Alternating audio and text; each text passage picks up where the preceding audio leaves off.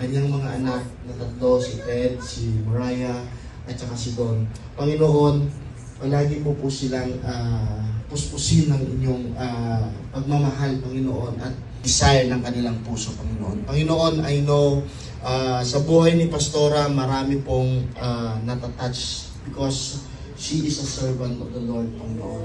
Panginoon,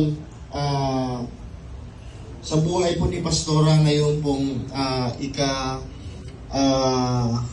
kanyang kalakasan, patuloy na kalakasan, Panginoon, wisdom na nanggagaling po sa inyo, at palagi niyo po siyang lukubin ng inyong banal na espiritu upang sa kanyang pagtatrabaho, Panginoon, sa kanyang araw-araw na ginagawa, Panginoon, ay mapuspos po siya ng iyong banal na espiritu, Panginoon.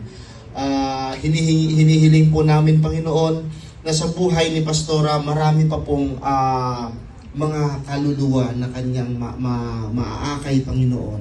Panginoon, maraming salamat po sa araw na ito, sa aming pagsasalu-saluhan, Panginoon. Bigyan po kami ng kalakasan, Panginoon. Bigyan nyo rin po ng kalakasan at siksik-liklik at nagpuumapaw na blessing sa lahat po na nag-prepare ng pagkain ito ngayong gabi. Ito po'y dinadalangin namin, Panginoon, sa matamis na pangalan ng iyong anak na si Jesus. Amen.